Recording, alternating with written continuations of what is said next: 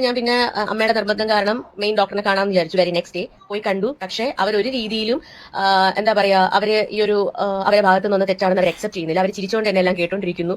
Doctor, നമ്മളിപ്പോ ഒരു ഡോക്ടറാണ്, പിന്നെ ഡോക്ടേഴ്സിനായാലും ഇത് ചെയ്യുന്നവർക്കായാലും ഒരു മിസ്റ്റേക്ക് ഒക്കെ പറ്റും. മിസ്റ്റേക്ക് അവർ അക്സെപ്റ്റ് ചെയ്യുന്നില്ല. അവരുടെ ഭാഗത്ത് നിന്ന് എനിക്കൊരു സോറി എന്ന് പറയുന്ന ഒരു സാധനം, ഒരു ആ ഒരു ഇത് അവരുടെ ഭാഗത്ത് നിന്ന് ഉണ്ടായിട്ടില്ല കേട്ടാ. അതെന്നെ ഭയങ്കരമായിട്ട് ഹേർട്ട് ചെയ്യുന്നു. നമ്മളെല്ലാവരും സൗന്ദര്യമുള്ളവരായിട്ട് കാണപ്പെടാൻ ആഗ്രഹിക്കുന്നവരാണ് അല്ലേ?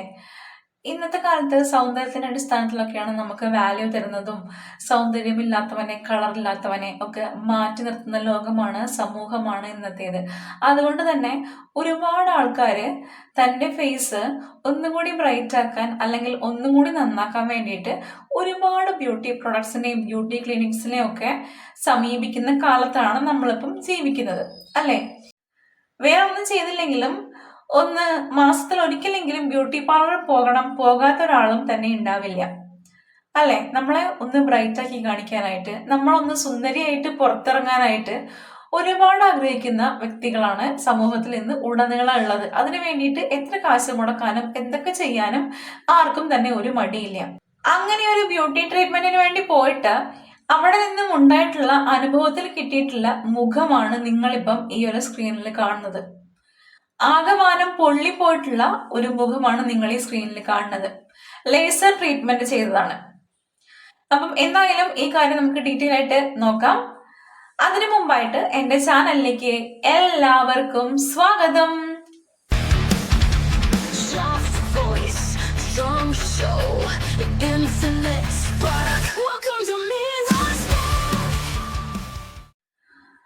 Trivandrum Serene Derma Laser Clinic, ഇങ്ങനെയൊരു ഡെർമറ്റോളജി ക്ലിനിക്ക് ഉണ്ട് ട്രിവാൻഡ്രത്ത്. അവിടെ ഈ ഒരു PCOD കാരണം ഫേസിൽ ഒരുപാട് ഹെയർ ഗ്രോത്ത് ഉള്ള ഒരു പെൺകുട്ടിയെ ആ ഒരു ഹെയർ ഗ്രോത്ത് കളയാനായിട്ട് ഹെയർ ലേസർ ട്രീറ്റ്മെന്റ് ചെയ്തിട്ട് കളയാനായിട്ട് പോയിട്ടുണ്ടായിരുന്നായിരുന്നു. ആ ഒരു കുട്ടിയുടെ ഫേസ് ആണ് നിങ്ങൾ ഇവിടെ കാണുന്നത്. നോർമൽ ആയിട്ടുള്ള ആ ഒരു കുട്ടിയുടെ ഫേസ്. ആള് കുറച്ച് തടിച്ചിട്ടാണ്. കാരണം PCOD ഉണ്ടായിട്ടുള്ള ആളുകൾ ഇങ്ങനെ ഹോർമോണൽ ചേഞ്ചും കാരണം കൊണ്ട് കുറച്ച് തടിച്ച് അവർക്ക് കുറച്ച് ഹെയർ ഗ്രോത്തും കാര്യങ്ങളൊക്കെ ഉണ്ടാവും. സോ ആ ഒരു ട്രീറ്റ്മെന്റിന് വേണ്ടിയിട്ട് ഈ ഒരു സെറീൻ ഡെർമ ലേസർ ക്ലിനിക്കിനെ സമീപിച്ചതാണ്. അവിടെ വെച്ചിട്ട് ഒരുപാട് കാര്യങ്ങൾ ഒരുപാട് തവണ ഈ ഒരു ലേസർ ട്രീറ്റ്മെന്റ് അവർ ചെയ്യുന്നുണ്ട്, ഘട്ടം ഘട്ടമായിട്ട്. അങ്ങനെ 11ാമത്തെ ഘട്ടത്തിന് വേണ്ടിയിട്ട് സിറ്റിങ്ങിന് വേണ്ടിയിട്ട് പോയിട്ടുണ്ടായിരുന്ന ഈ ഒരു കുട്ടിയുടെ ഫേസിൽ അവിടെ ലേസർ ട്രീറ്റ്മെന്റ് ചെയ്യുന്ന ആ ഒരു ലേസറിന്റെ തീവ്രത കൂട്ടി, അതായത് ആ ഒരു ലേസർ വരുന്നതിന്റെ വെളിച്ചത്തിന്റെ തീവ്രത കൂട്ടിയിട്ട് അവരെന്ത് ചെയ്തു, തന്റെ ഫേസിൽ, ആ ഒരു കുട്ടിയുടെ ഫേസിൽ ട്രീറ്റ്മെന്റ് ചെയ്യാണ് ചെയ്യുന്നത്. അതിനെ തുടർന്നിട്ട് ഒരുപാട് ഇറിറ്റേഷനും കാര്യങ്ങളൊക്കെ ഈ ഒരു കുട്ടിക്ക് ഉണ്ടാവുകയാണ് ചെയ്തത്. അത് കഴിഞ്ഞിട്ട് വീട്ടിലെത്തി കുറച്ച് സമയം കഴിഞ്ഞ് നോക്കുമ്പം മുഖമൊക്കെ പൊള്ളി അത്യാവശ്യം നല്ല രീതിയിൽ കളർ ചേഞ്ച് ഉണ്ടായിട്ട് ഇതുപോലെ നിങ്ങളിപ്പോ ഈ സ്ക്രീൻ കാണുന്ന പോലെ ഈ ഒരു കുട്ടിയുടെ ഫേസ് ആയിട്ട് മാറിയിട്ടുണ്ട്. അപ്പം വീണ്ടും ഈ ഒരു കുട്ടി ഈ ഒരു സെറീൻ ഡെർമ ലേസർ ക്ലിനിക്കുമായിട്ട് ബന്ധപ്പെട്ടു.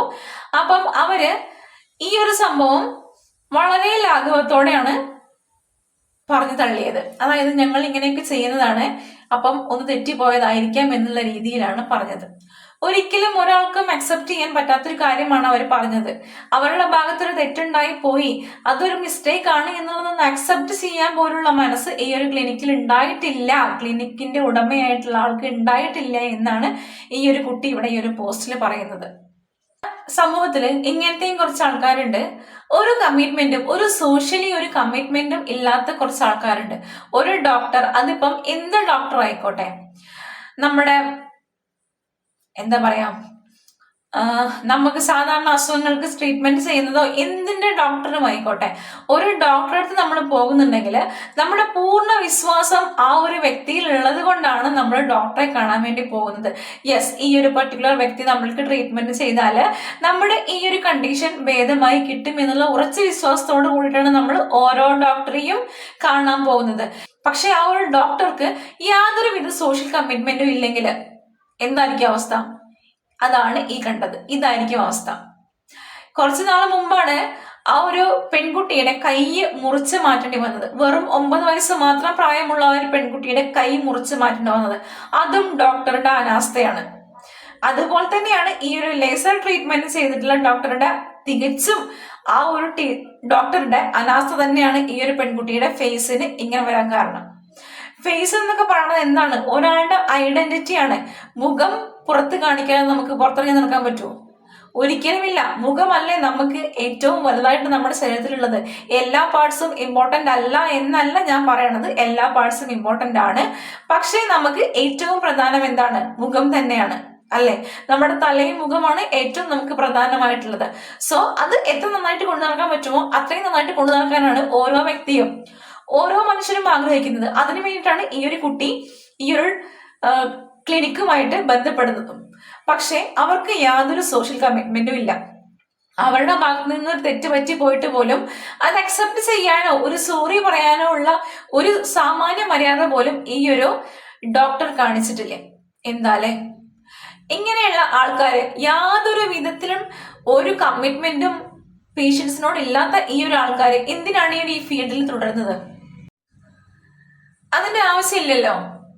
നമുക്ക് ഒരു രോഗിയായിട്ട് നമ്മൾ ചെല്ലുമ്പം നമുക്ക് അതിൻ്റെതായ ഒരു കെയർ കിട്ടി, നമുക്ക് അതിൻ്റെതായ ഒരു സംതൃപ്തി കിട്ടി പുറത്തിറങ്ങാൻ വേണ്ടി പറ്റണം, അല്ലെ? എങ്കിലൊക്കെയാണ് ആ ഒരു സാറ്റിസ്ഫാക്ഷനോട് കൂടിയിട്ട് നമുക്ക് നമ്മുടെ ഹെൽത്ത് അല്ലെങ്കിൽ നമ്മുടെ കണ്ടീഷൻ എന്താണ് അത് ഓക്കെ ആയി എന്ന് ഒരു പൂർണ്ണ വിശ്വാസത്തോടെ നമുക്ക് തിരിച്ച് വീട്ടിലൊക്കെ പോകാൻ പറ്റുന്നത്. പക്ഷെ ഇപ്പൊ ഈ ഒരു കുട്ടിക്ക് സംഭവിച്ചത് എന്താണ്? ആ കുട്ടിയുടെ ഫേസ് ആണ് പോയിരിക്കുന്നത്. ആ ഒരു ഫേസ് പോകുമ്പം ആ ഒരു കുട്ടി അനുഭവിക്കുന്ന മാനസികമായിട്ടും ശാരീരികമായിട്ടും അനുഭവിക്കുന്ന ആ ഒരു ബുദ്ധിമുട്ട് അത് ഈ ഒരു വ്യക്തിക്ക് മനസ്സിലാക്കാൻ പറ്റുമോ? മനസ്സിലാക്കാൻ പറ്റില്ല. മനസ്സിലാക്കാൻ പറ്റിയിരുന്നെങ്കിൽ ഇവരൊരിക്കലും ഇങ്ങനെ ചെയ്യില്ലായിരുന്നു. ഈ ഒരു ക്ലിനിക്കില് പല പല പ്രമുഖ വ്യക്തികളും വരാറുണ്ട്. അപ്പം സാധാരണക്കാർക്ക് യാതൊരു വാല്യൂയും കൊടുക്കാറില്ല എന്നാണോ നമ്മൾ ചിന്തിക്കേണ്ടത്, നമ്മൾ മനസ്സിലാക്കേണ്ടത്?